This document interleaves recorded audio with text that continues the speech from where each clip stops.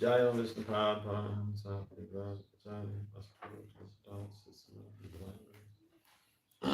Bhakti Siddhanta, Saraswati Thakur, Ananta Koti Bhajan, Brina Krishna, Namacharya, Pran, Si, Kaha, Si Krishna Chaitanya, Prabhu, Si Advaita, Gadadha, Si Desai, Si Gaura, Bhakti, Si Radha Krishna Gopal, Gopinath, Si vrindavan, Si mayapur, Gangamaya, Son of Vedic Bhakti, Nitai Good, glories to the Son of the glories to the Son of the glories to the Son of the glories to the glories.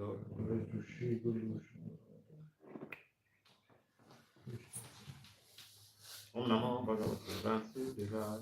Om Namo Bhagavate Vasudevaya. Om Namo Bhagavate Vasudevaya. Om Namo Bhagavate Vasudevaya. Om Namo Bhagavate Vasudevaya. Om Namo Bhagavate Vasudevaya.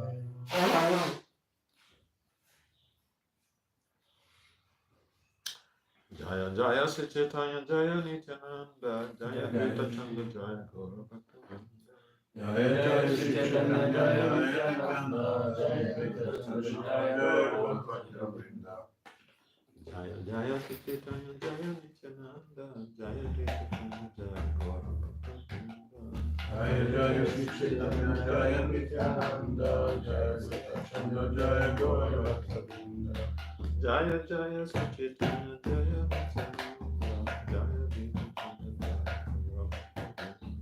Jaya Jaya Sri Chaitanya Jaya Nityananda Jaya Krishna Jaya Gaura Bhakta. So, reading from Sri Chaitanya Charitamrita,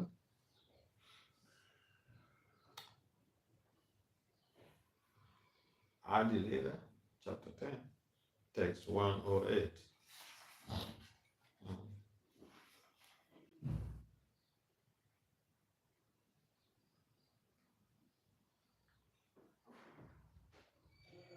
Jagannatha Chaya Prabhu Rapriya Dasa Jagannatha Jaya Prabhu Rasa Prabhu Ragyate Teno Kela Ganga Bhasa Prabhu Ragyate Teno Kela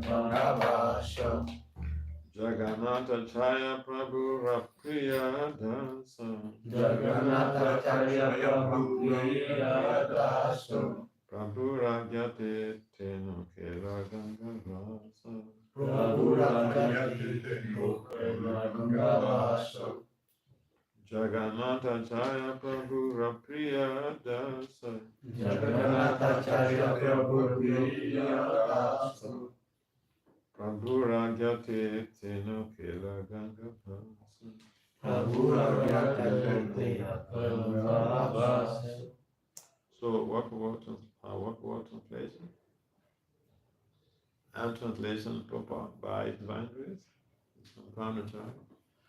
Srila Abhajana Veda Bhakti Yoga Swami Prabhupada Jai. Srila Prabhupada Jai. Srila Prabhupada Jai. Jagannath Acharya. Jagannath Acharya. Of the name Jagannath Acharya. Of the name Jagannath Acharya. Prabhura. Prabhura. Of the Lord. Of the Lord. Priya Dasa. Priya Dasa. Very dear son. Very dear son. Prabhura Agyati. Prabhura Agyati. By the order of the Lord. By the order of the Lord. Tenu. Tenu. He. Hela. Hela. Agreed. Agreed. Ganga Vasa. Gangavasa. Living on the bank of the Ganges. Living on the bank of the Ganges. Translation. Jagannatacharya, the 50th branch of the Chaitanya tree, was an extremely dear servant of the Lord, by whose order he decided to live on the bank of the Ganges. Please, responsible pay. Jagannatacharya, Jagannatacharya, the 50th branch of the Chaitanya tree, the 50th branch of the Chaitanya tree, was an extremely dear servant of the Lord, was an extremely dear servant of the Lord, by whose order he decided to live on the bank of the Ganges. on the bank of the Ganges. Purport. Jagannatacharya is stated in the Gaura Ganadesha Dipika 111 to have formerly been Durvasa or Nidruva. Again to Mahanasya, again to Namsaraka, Sakso, Jaitan, Stavhetam, Yipaputra, Sam Rupa, Kadami, Vedata Swa, Padanta, Pandikam, Sivu, Tapakam, Sivu, Vashman, Sivu, Sahitam, Sahagatam, Ragatam, Vitantam, Sadveta, Sarvadeta, Parijam, Sahitam, Krishna Chaitanya, Radha Krishna Pada, Sahaganalita, Sivi Sarkam, Yitam, Hare Krishna, Karan Singh, Dina Bandhu Jagati, Gopesha, Gopika, Radha Kanta, Immerse, Tapta Kancha, Gopika, Radhe, Vrindavan, Krishna Consciousness, Anchakapatan, Yo, Vaishnava Yo, Vande Sri Krishna Chaitanya, Nityananda Sahodata, Gurudaya Praspavantu, Chita Chanta. Jaya Sri Krishna Chaitanya, Prabhu Nityananda, Sri Advaita, Gadadhara, Sri Gaura. Hare Krishna, Hare Krishna, Krishna Krishna, Hare Hare Rama, Hare Hare. Namo Vishnu Padaya Krishna Desai, Bhakti Yoga, Namaste Saraswati Deve, Gaurava.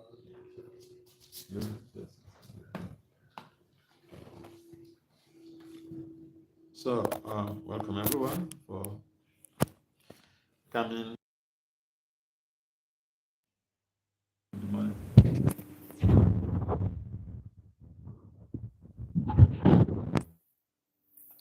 So, this chapter is about Lord Chaitanya as a tree.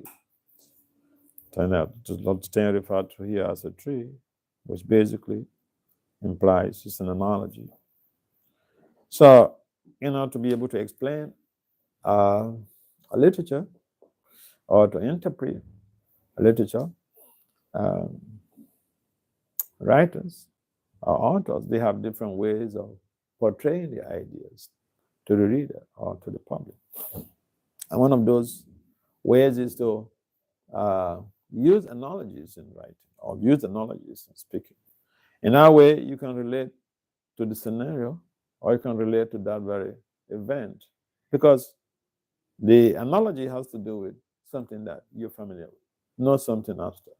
So here, the descriptions are given in this text about the different associates, those who have connections with the Lord. But then the tree analogy is given, which basically gives an import to the effect that the branches of a tree, the leaves, the twigs, the fruits, they're connected to the tree. Huh? There is that type of mutual coexistence. So the devotees, they can't do without Lord Chaitanya Mahaprabhu. And Lord Chaitanya cannot also do without the devotees. In fact, Lord Chaitanya, the devotees are his weapons. So you will find that Jagannatacharya, I was trying to figure out research on this name, but on the whole of the Veda base, this is just what is given. But then, all the same, it's about the devotee of the Lord and a relationship with Lord Chaitanya Prabhu. Devotee of the Lord, relationship with the Supreme Personality of Godhead. So here in the text, it is mentioned that by whose order he decided to go to live on the bank of the Ganges. By whose orders? So it brings to mind also, we have received this Krishna consciousness by the mercy of Bhaktisiddhanta. Because by Bhaktisiddhanta's order, Srila Prabhupada came to the West. He left the comfort of Sri Radha Damodar Temple. How many of you been to Sri Radha Damodar Temple? That's where Prabhupada stayed. You been there? You been there? You been there? Not yet. No, I mean this guy. You are from Delhi too. You've been there to Sri Radha Damodar Temple? What's his name? You've been to Sri Radha Damodar Temple? In Vrindavan. So you're familiar. That is where all of you been there? Oh, good. So Prabhupada, when he retired and he took seance, he was staying at Sri Radha Damodar Temple. Beautiful place where we have the footprints of Lord Krishna on Bhagavatam. And there's a whole big story behind this stone. And so Sri Radha Damodar is a very popular place, famous for the feet of the Lord, because the feet of the Lord is there. And Prabhupada was living there. He had a quarter there. That's a little place he was staying, kitchen, bedroom, a place where he meets the guests. And then the point is that is a very comfortable place. That is like Goloka, okay? Because the other where also people come for parikram is a theater.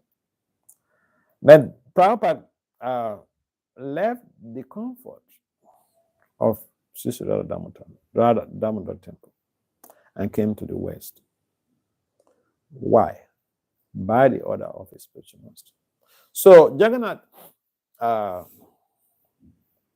Jagannatacharya also, he could stay with Lord Chaitanya Mahaprabhu comfortably, hang out with him, but then he ordered him, hey, go to the bank of the Ganga. We may want to do some things in our own way, what we want, in a comfortable way, but then what does the spiritual master want us to do? Huh? And sometimes devotees, I've seen a lot of that, they don't want to get closer to the spiritual master, because when they give you an instruction, and if you cannot do it, then it becomes an offense. And in most cases, when you're given an instruction, it's not something, it's like a bitter pill. It's not something that is juicy. Instructions are not necessarily juicy. And so here, Jagannath Acharya, as the text reflects here, it means he's a very submissive person, submissive devotee. It takes a lot of submissiveness to implement the instructions of your spiritual master. And that's why some people, they don't want a guru, because it's like a headache. I want my independence. I don't want anyone to come and tell me what I have to do. So then some people, they don't. You see him also, he left the comfort of, India, and you see. So it's a big austerity to serve under the guidance of the spiritual master. So Lord Chaitanya acted also as a spiritual master to all his associates. And they understand, recognize him as the Supreme Lord. And so, although he took the form of a devotee for the purpose of spreading the mission of Lord Krishna, to spread the holy names in every town and village. And Lord Chaitanya didn't need to take sannyas. But why did he take sannyas? Yes. Why did he take sannyas? He's the Supreme Lord. He doesn't need to take sannyas. Lord Chaitanya is the Supreme Lord. He didn't need to take sannyas. But why did he take sannyas? For what? Yes, can someone help us? For preaching. Because nobody will listen to him. They saw him as a naughty boy. He's very smart, very intelligent, and defeats, people here and there, even high parties, he defeats them. So he goes to preach to people. They say, oh, you're just puffed up. You're not a devotee. I won't listen to you. You don't respect people. You harass people in the river. So to be able to preach, he took science. So the idea is that Lord Chaitanya wanted to help in spreading the mission. In fact, that is his mission. At one time when Lord Krishna was in Dwarka, and Narada Muni visited. And so Lord Krishna observed that Narada Muni was despondent. He was not happy. So he asked Narada, hey Narada, what's up? What's going on? Why are you feeling despondent? Why are you not happy? I mean, it's like these modern days, young people, they meet each other and say, oh, what's up? So Narada Muni explained to Lord Krishna that he's been traveling all over the universe.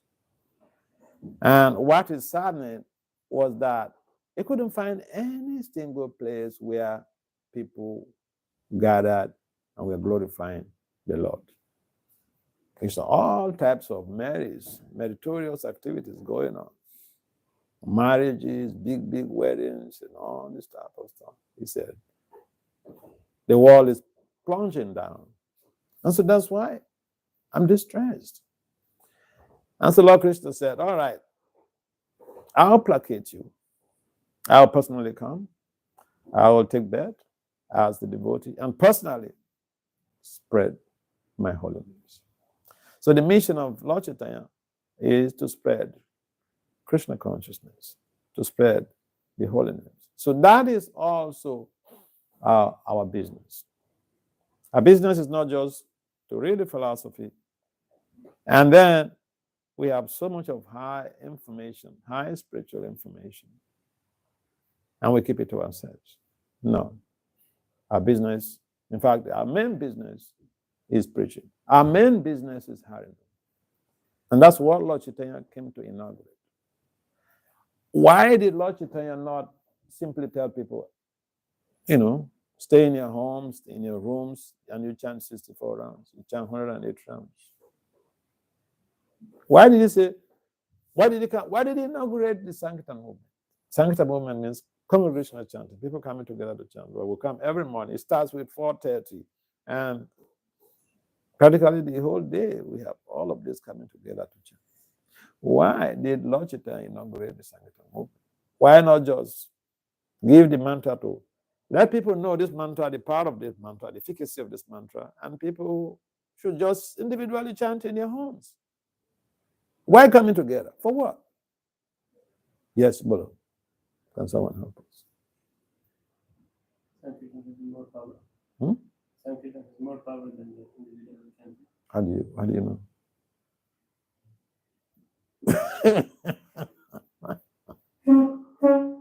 It's a good point, man. How do you know? It's easier. Easier. That's a good point too. Anyone else to add something? Yes. Huh? Yeah, intelligent people take to this process, but the reason why he set up this process, yeah, intelligent people take this process, but what is the reason?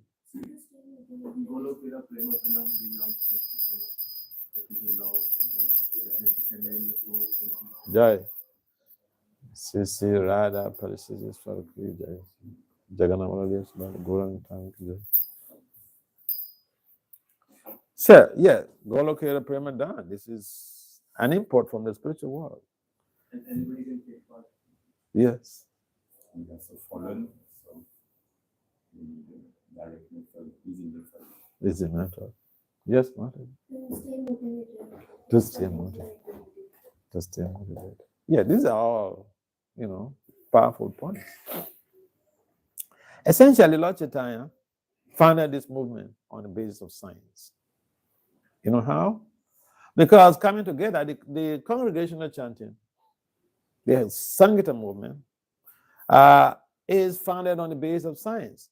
There is a principle or a model. Science is basically based, we use theories in addressing situations or models in addressing situations. And the Sankirtan movement is found on the principle or the model we call synergy.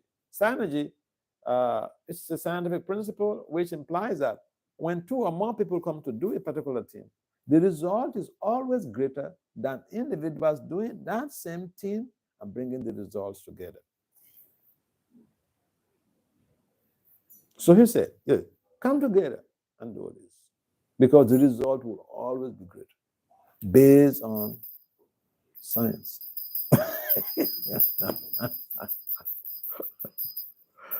So the very foundation of this movement is science. Okay? If the foundation of the movement is science, what do you think about the building? If the foundation is science, based on science, what about the building coming up and everything else? It's also science. Okay. I hear Prabhupada sometimes he will say this Krishna consciousness is a science. Oh yeah. And so the point is that I'm just trying to make some point here, that we have something, a legacy that has been passed down by Lord Chaitanya Mahaprabhu, by the Acharyas, by all of these powerful associates of Lord Chaitanya Mahaprabhu. And we need to understand the validity of this very legacy. Otherwise, it becomes like another religion where you go and then you clap. You come together and do some spiritual socialization and then you leave and that's it. No. Because, again, even with the mantra that we are chanting, Lord Chaitanya came, introduced, when he founded the movement, there are so many mantras. I mean, someone, an interviewer was asking me on TV the other day, why the Hare Krishnas? It seems that you people have only one mantra, the Hare Krishna mantra. I said, no, there are thousands of mantras. But the Hare Krishna mantra is the Maha mantra, is the greatest of all mantras, because it enables the chanter to attain pure love for Krishna. And we are all looking for love. And if we attain pure love for Krishna, everyone else benefits. And so the fundamental principle, if the fundamental principle is based on science, then it infers that the result, the outgrowth of the whole principle will also be of scientific orientation. And we see that even in our chant. Now, a lot of scientists have conducted research on the Mahamantra. Can you hear this? A lot of scientists have conducted research on the Mahamantra. Now, I don't know whether you're familiar with this mental challenge, insomnia. Insomnia means you can't sleep in the night. You're not able to sleep. Now, the latest report, the latest scientific data that was made available on Google Scholar by some researchers is that the chanting of the Hare Krishna mantra helps to mitigate insomnia. And listen, research, there are three methodologies in research. There's a quantitative, qualitative, and mixed methods. Now, if a research is conducted using the quantitative methodology, that research result is generalizable. It's not that, the research was conducted in Paris and it's not generalizable to New York, people in New York. No. And this research is a quantitative research. Therefore, it is generalizable.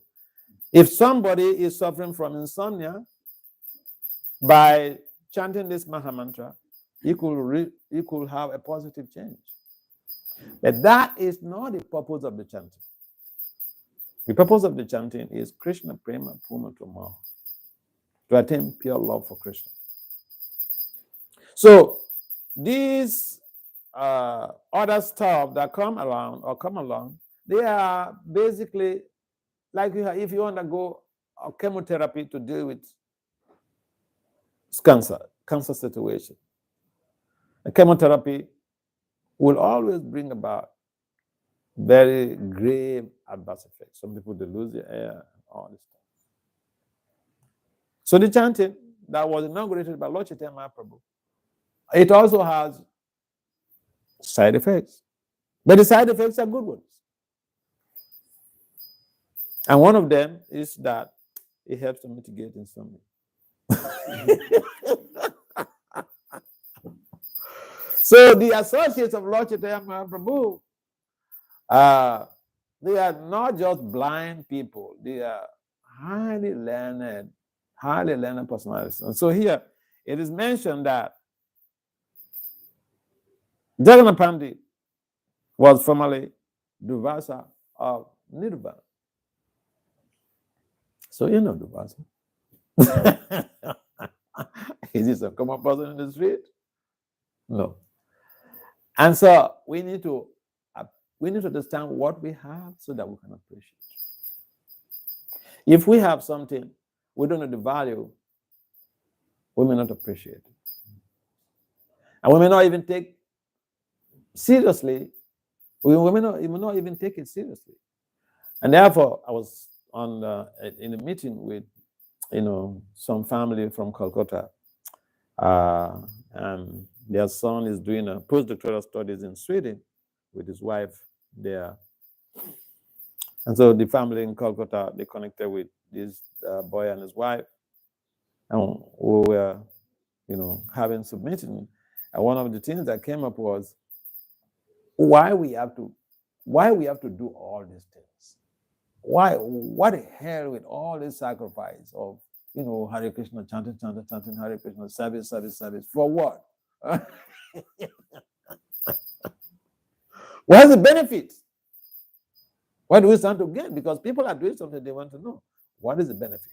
Why do all of these great souls from Krishna's pastimes who manifest during the Chaitanya Lila have to join Lord Chaitanya's Sankirtan movement? What is the benefit? Now, in the Chaitanya Bhagavad, I was mentioning to them, in the Chaitanya Bhagavad, because their grandfather just passed away. So I mentioned to them, in the Chaitanya Bhagavad, it is mentioned in a discussion between Pundarik Vidyanidhi and Radha Pandit. And Pundarik Vidyanidhi mentioned that it was explaining the benefits of devotional service. So just for an ordinary devotee, you don't need to be Paramahamsa. Oh yeah, you don't need to be an Uttama Adhikari. Just an ordinary devotee. You don't need to be a temple commander or GBC or temple president or regional director or whatever. No. Just that you are chanting a Hare Krishna mantra, following 4 regulative principles. We are doing service to Krishna and Prabhupada. At the end of your life, not only would you save yourself, but 10 generations in your family become liberated. 10 generations. You tell me, if even you become the president, in France, is it president or prime minister? Both. Huh? Both. Both. Suppose you become the president and prime minister of France. You can't liberate no shit in your family. Nothing. What happened? When you die, members of the family will be fighting for the resources. In other words, you create more trouble. But just by taking to Krishna consciousness, 10 generations practice. And it doesn't mean that you have to live in the temple. If even you don't live in the temple, you're practicing, yeah, you get this type of benefit. And you become a Madhyam Adhikar, 14 generations. Uttama Adhikar, 21 generations. This is the explanation in the Chaitanya Bhagavad. And so, these powerful souls like Jagannatacharya, who has to execute, to implement Lord Chaitanya's order by living in the comfort of the association of Lord Chaitanya, to go and stay by the bank of the Ganges to do his meditations and all the rest. People need to understand that by executing the instructions of the spiritual master, that one's perfection is guaranteed. Look at the case of Prabhupada. Prabhupada also executed the orders of his spiritual master. The first time Prabhupada went to meet Bhaktisiddhanta with his friend, Bhaktisiddhanta told him that whenever he has money in the future, he should print books in English and go to the Western countries and spread Krishna consciousness. So, Prabhupada, after becoming even initiated by Bhaktisiddhanta, he was a grihasta, walking, doing some services to maintain his family. And Bhaktisiddhanta was to leave the planet. So Prabhupada messaged him, so wrote him to ask, what is his last instruction for him? The same thing he told him the first day, exactly the same thing he told Prabhupada. And the Prabhupada concluded, okay, this is my commission on the planet. And this is how we have come by this Krishna consciousness. Prabhupada followed the instructions of his Guru. I've read some writings of Prabhupada, how he was strategizing when he was in Radha Damodar temple. Imagine you don't have anything, nothing, and you're just giving an instruction. It's not that Principal Master gave him some money and say, all right, take this money and then you go print some books and then, and then you go to the West. This is your ticket. You can go to the West and print. No. But why does that happen? Why? Because the instruction of the spiritual master is always encapsulated with empowerment. We'll find this in the case of Subal. Krishna also acted as the guru to all of his friends. Subal was with Krishna and other of Krishna's friends in the groups. So all of a sudden, Krishna just called Subal and said, hey, Subal, go and bring Radharani just now. I mean, it's like asking a hen to pass stool without passing water. Hen passes stool and water at the same together. So asking Subal to go and bring Rani, that instruction was a no-go area. So Subal did not turn back and say, tell Krishna, hey, Buddhi, because they call themselves Buddhi. Hey, Buddhi, come on. You know this is impossible. You know that the old woman is by the gate all the time. Are you asking me to do this? Are you joking? No. He took Krishna very seriously. Yes, they are friends, but he saw him also as a supreme personality of God. And then he zoomed out. He didn't question. He zoomed out. He was successful in executing that order. It's a long story. He was successful. So, conclusion is that every instruction of the spiritual master is encapsulated with spiritual empowerment. And we simply go ahead to get the credit. So here we see Jagannath. Jagannatacharya implemented the orders of his Guru, the orders of the Supreme Lord. And not only him, Krishna's time, Subal is a good example. Now we hear this story in the Leelas of Lord Krishna, but then the application principle, people don't talk about it. Yeah, Leela is pretty common. So the point is that, yeah, we are in Krishna consciousness. We should be ready to help Prabhupada in spreading the mission of Lord Chaitanya Mahaprabhu. We are missionaries. Missionaries take instructions from their authorities, from their Guru. Any comments or questions? And in fact, that is the green light to perfection. Oh, yeah. I remember, I like telling this story. I remember when I was giving some instruction, really hard, troubled instruction. And even disciples of my spiritual master have come to tell me, don't do it. Except you want to die. I was asked to go to a war-torn country. War was still going on. Some devotees were killed in that country. And then I flew into a neighboring country.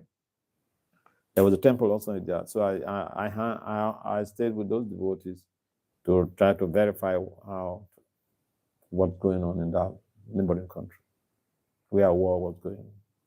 And I was given an order to go to find out, to investigate how the devotees got killed. So then I went there, I went to that neighboring country.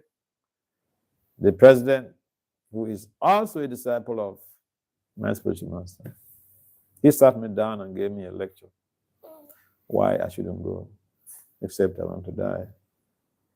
So I looked at him in the face and told him, yeah, I signed my death warrant when I joined this movement. This is a good death. I will go. It's better for me to go and die there. He looked at me, wow. Yeah, so devotional service is pretty simple. What makes it simple? Krishna is a hero. Krishna is not a heropreneur. Krishna is a hero. Lord Chaitanya is a hero. Lord Chaitanya is not a heropreneur. Therefore, all the leaders in ISKCON should never be heropreneurs. They should be real heroes. A real hero is one who does it and gives it credit to whom is due. A heropreneur means you do something great, then I say, oh, I'm the boss. I did it. All right, any comments or questions? Yes. Sometimes we can face some situations where our mentors will give us this instruction, and then Diksha Guru, Material Diksha Guru will just say something that will be on the other direction. And how to combine this, how to reconcile this situation. Yeah. See, the Siksha and the Diksha, they should be on the same page. If there's that contradiction, then they put the devotee in jeopardy. And this should be stamped out. This is not management. See, I study management to PhD level. I have a PhD in management and leadership. It's not how to manage an institution. I have over 35 publications in peer-reviewed journals. So if you talk about management and leadership, I have expertise in it. It's not how to manage an institution, okay? Where you have your immediate boss, the team leader tells you one thing, but then the CEO says something else. No, it's not done like that. The team leader executes the orders of the CEO, not the other way around. Implements the orders of the CEO and passes that instruction to all the team members. The Siksha is not the Diksha. It's not the one who has to take you home back to God. It's not the one taking your sinful reactions. Therefore, the Siksha, and in fact, if somebody, I remember I was in South America some time ago, and then one lady came to me that she wants me to, she's initiated. She says she wants me to be her Siksha guru. I said, write to your spiritual master. If he agrees, then we'll be liaising to serve you, to help you. That's how it's done. We should not put a devotee in jeopardy, because if you disobey the orders of your Siksha, then he'll be angry with you, and then you disobey the orders of your Diksha, you're going to hell. Your chanting is doomed. That's what he said in the 10 offenses. Offense number 3, disobeying the order of the spiritual master. That's an offense against the holy name. So yeah, we should not confuse our devotees. We should see how we are helping to liberate devotees in their sadhana. So the Diksha and the Siksha, they have to be on the same page. That's it. And at the same time, it can be our own mistake. We see a contradiction where actually there is no contradiction. So how to prevent us from that? Like, we may misunderstand actually that both instructions are just compatible, but we don't see it because of our. But it should be pretty clear. There shouldn't be any ambiguities. There shouldn't be complexities. There shouldn't be ambiguities. The instruction should be straight. If there are ambiguities in any instruction, then the question of being able to clarify the compatibility of both instructions is a problem. Yeah. So, again, people have to call a spade a spade. We should not play games with devotees' lives. Yeah. Does it make sense? Any other comments or questions? Yes, please. You mentioned about the blessings of 10 generations of descendants of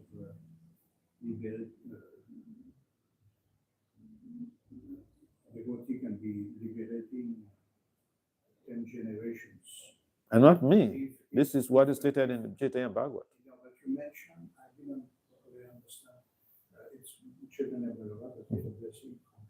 Discussion between Punarik Vidyanidhi and Gadadhar Pandit. But you mentioned Madhyamadikari and Uttamadikari. Yes. It's not the same blessing? No. It's in Chaitanya Charitamrita, it is categorized. The blessings, the results of a Paramahamsa's devotional service cannot be the same with results of somebody who is not a Paramahamsa. So there are gradations of the outcome of the service. Yeah, they're not the same. Uttamadhikar, 21 generations. 20.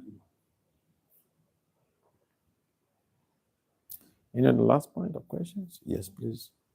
Sometimes if we start in making decisions and like our Gurudev is not physically present with us at that time. And what should we do? Like if we're making a decision and we want to ask somebody and then we talk to devotees and devotees are giving like different opinions.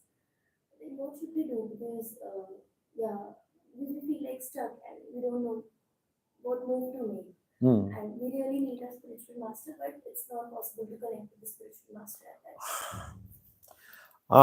time. See, Lord Krishna says, Tan Vidi Panipatena Pariprasnena Sevaya, or Padikshanti. Approach. Spiritual master, the accessibility of the spiritual master is a preeminent fact. So that's the problem. We're discussing this also in Sabha, a member of Sabha, the advisory body to the GBC. We're discussing this also in Sabha because a number of devotees have severe setbacks on this same principle of, the Guru is not readily available when they need to get some clarification about some ambiguous situations. And so that happens in cases where we have, with the mega gurus, the gurus who have thousands and thousands of disciples, they can be available for the ordinary person. And so that creates a challenge. And essentially, what happens is that you should have somebody whom you can look up to as your advisor or your shiksha, who has the same input in your life as your Diksha Guru. It's just that he's not the one who gave you the initiation. But yeah, we should understand that. Sometimes, like I went to London in January when I was going to India. I was in London first and then to Sweden. To Switzerland. And in London, we have several programs. So when I left, one of my friends is a doctor, he's a PhD. And he messaged me to say that there is one lady, she said she wants to take shelter. And her Guru Maharaj, she left the planet. She's older than me, she's 75, European lady. But then she said that she had my classes, and then she wanted to take shelter. And I was reflecting on the whole situation. For one, I don't want a body. I'm a research fellow, I'm a Swami, I'm a guru, traveling around every time, writing, presenting, talking also in devotional communities. So I don't want to have many people under my care, because what basically happens is that I live the life that my Guru Maharaj lived with me. He will sit down, we will talk sometimes for hours. Okay. So I also want my intention is to make myself available for my disciples. Some people don't have that type of consideration. People have different commissions on the planet. Some people, for instance, Japatika Swami Maharaj, my science guru, Prabhupada instructed him to get at least 50,000 disciples. So he has to do that. That's an instruction. Okay? Yeah. So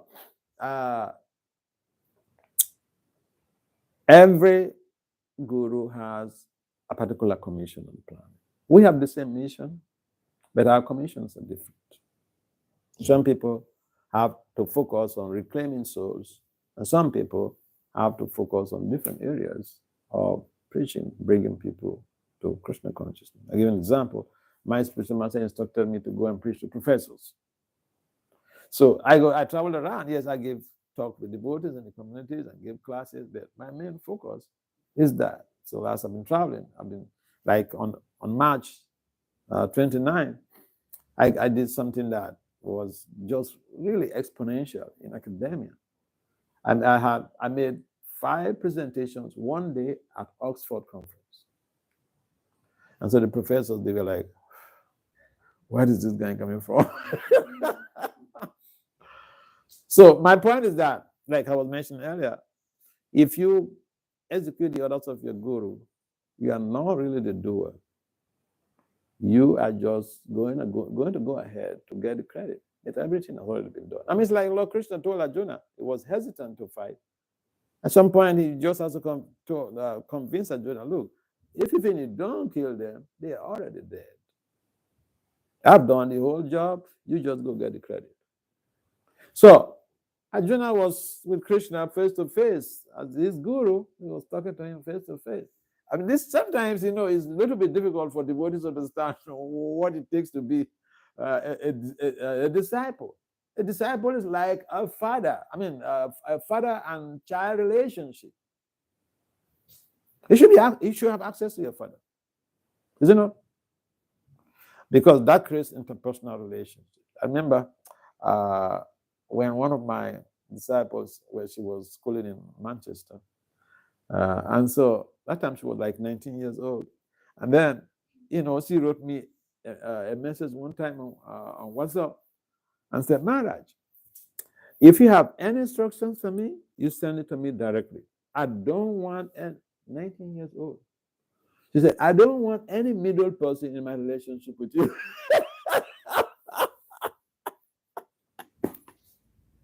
I said, I hear you. I maintain that. I understand. My understanding is that so many people have that mindset, just that they don't have the psychological safety to speak out. Psychological safety means you can speak out your mind, what you want, without being afraid of revenge or punishment. In most cases, organizations need psychological safety for innovations and collective good. So yeah, I have that type of experience, and I give my disciples the opportunity. In fact, I tell my disciples, look, if I say something you don't like, you tell me. If I do something you don't like, you tell me. So it makes a lot of difference when you have to relate with people and you don't make yourself like the God. And no, I'm not God. I'm not a deity.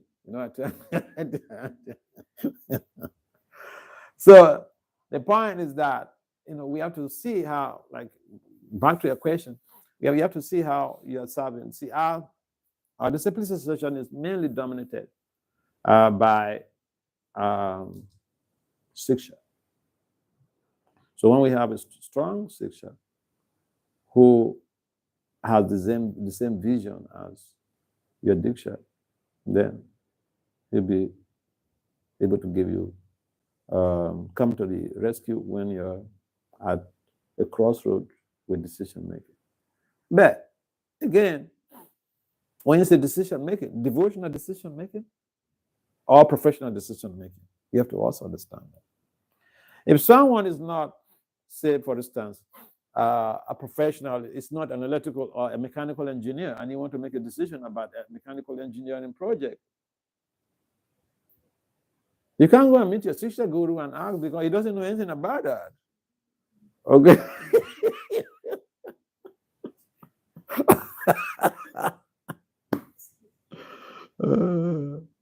I remember one of my friends in New York, in India, they have all the system of counselors and all this stuff. Is that correct? Yeah, so he's from India. As an Indian boy, he came to America, to New York, to do his master's. And he finished his master's, so his father and mother, they are medical doctors. So they wanted him to get married. So they arranged for a girl, and they were talking. So the girl asked him about, the girl didn't want somebody who is too deep in Krishna consciousness because she's not a devotee. So then the girl asked him some question about how involved he was in devotional service. He said he was very peripheral, he was just not deep. Why he said that? His counselor told him to tell the girl that. Means a lie. Huh? You understand?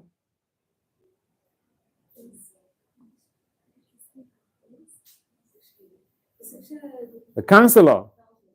Counseling. Counselor. In India, we have this counselors system of counselor. So his counselor told him, he told me this story. His counselor told him to tell a lie because if he doesn't do that, then the girl will not marry him. But you don't tell lies to ladies because that will create a stigma in the relationship. They will not trust you. Once a woman sees you told them one lie, finish, no trust. Everything else you say, it's a lie. They married 5 years, they divorced. Because the girl always came back to this point. You told me lies. You told me lies. Yeah. So the point I'm trying to make is if you get some counseling, say you're a mechanical engineer, and then you're going to get the counseling from someone who did not study mechanical engineering, it'll confuse you. Okay? Yeah. It's already 9 o'clock. Thank you for participating in this program.